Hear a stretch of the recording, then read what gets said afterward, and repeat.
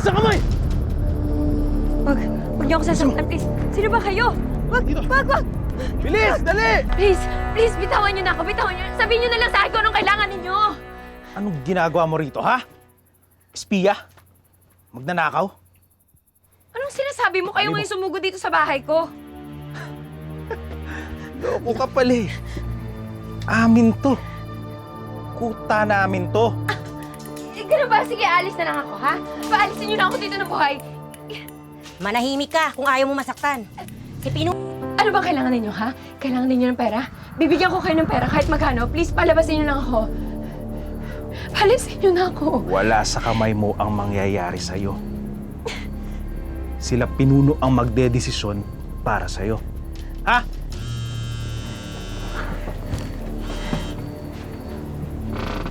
Hello? Sino yan? Sino ang kausap mo? Paalisin niyo na ako, please. Paalisin niyo na ako dito. Zorro, sino naman yan? Ginagawang bahay tong kuta, dos. Di pa alam kung anong motibo. Pero kailangan masingil to. Ano bang kailangan niyo sa akin? Paalisin niyo na ako.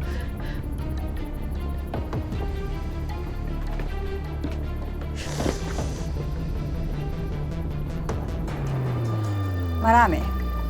Mabibigay mo ba? Oo, ibibigay ko kahit ano. Basta kayo ko.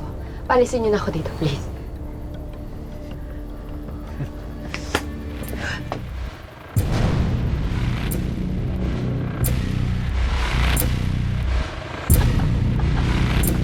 Dagan mo 100,000 para tapos ang problema mo. Wala kong ganun kalaking pera. Babayad ka ba o ako mismo magdadala na ito sa bahay mo? Sige, bibigay ako. Ano to? Nakadikit sa bag. Malamang pakana ni Shaira yan para makasundan tayo.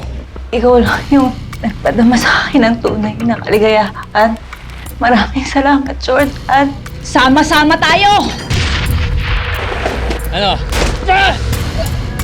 Yoko! Masasaktan yung asawa ko! Tatapusin nyo ng dalawa.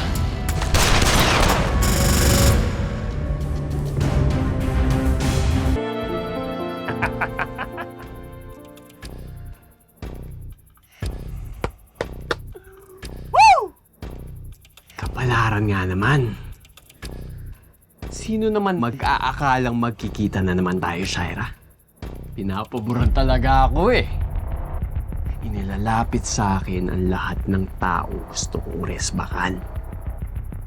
Shaira?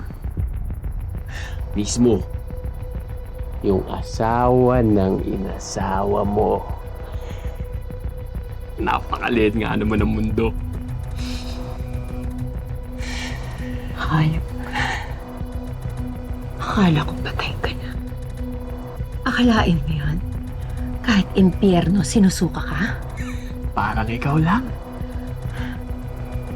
Nagsama ka pa talaga ng higad.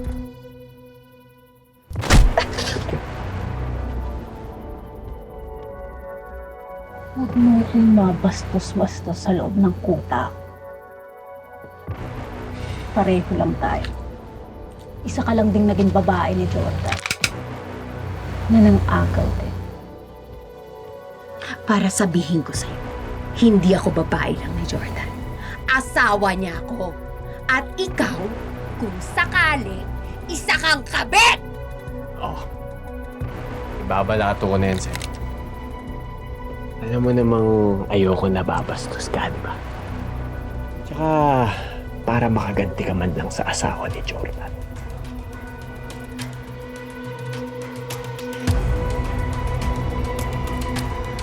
Anak Dan, pag-usapan natin. Wala nang usap-usap. Yung pagiging asawa mo pa lang ni Jordan, nakuha mo na agad yung gigil ko. Lalo na sa ginawa ng traidor mong kapatid. Nang dahil sa'yo, nabulilyaso yung plano ko kay Jordan. Hindi ko naiganti ang kamatayan ni Cobra. Pero tumupad ako sa usapan. Sadyang nung pagkakataon lang yun, ayoko lang talagang saktan mo si Jordan.